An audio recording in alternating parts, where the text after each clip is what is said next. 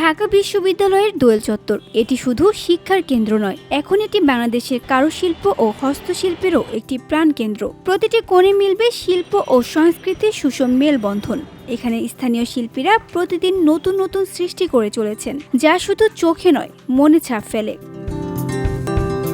মৃৎশিল্পের মাটিতে প্রাণের ছোঁয়া লেগে যায় শিল্পীদের হাতের স্পর্শে। এখানকার মাটির পাত্র, জগ, ফুলদানি সবকিছুই স্থানীয় ঐতিহ্যর প্রতিফলন। প্রত্যেকটি পাত্রের নকশা, রং ও আকারে ফুটে ওঠে বাংলার সংস্কৃতি, যা আধুনিকতার সাথে মিশে নতুন রূপ পেয়েছে। মৃৎশিল্প হচ্ছে বাংলাদেশের একটা ঐতিহ্য। মৃৎশিল্প এখন প্রায় বিলুপ্তির পথে, এবং বর্তমানে এই আমাদের দোয়েল চত্বর, আমার ইউনিভার্সিটি, আমার ক্যাম্পাসে মৃৎশিল্পের অনেক দ্রব্যাদি পাওয়া যাচ্ছে। আমার মনে হয় সবাইকে এই সব বিষয়, এই দ্রব্যাদিগুলো কেনার বিষয়ে উৎসাহ প্রকাশ করা উচিত। এগুলোর প্রতি অন্যরকম একটা টান, ভালোবাসা যারা ইউজ করে তারা জানে। এগুলাতে রান্না করলেও ভালো, স্বাস্থ্যের জন্য ভালো। এগুলোর মধ্যে গাছ লাগালে সেটাও খুব ভালো হয়।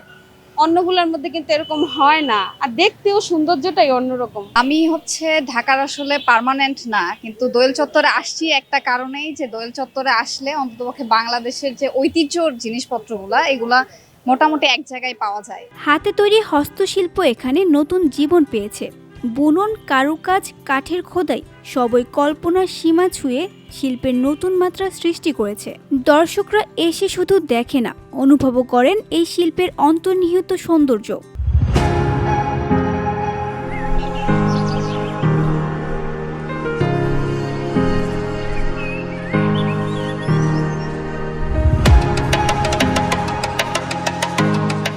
দোয়েল চত্বর এখন কেবল বিক্রয় কেন্দ্র নয়, এটি শিক্ষা ও অনুপ্রেরণার ক্ষেত্রও বটে।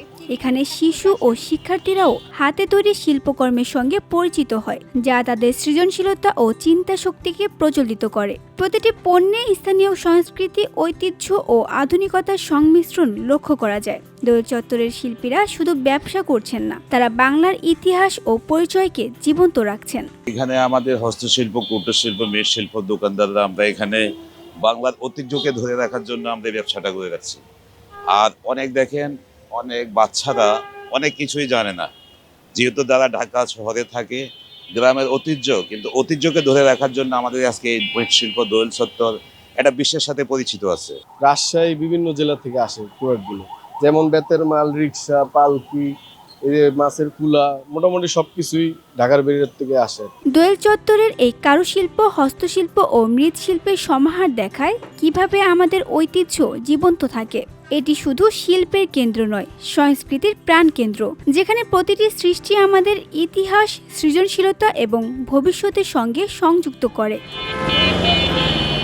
তানজু হাবিবা, ভিওডি বাংলা, ঢাকা।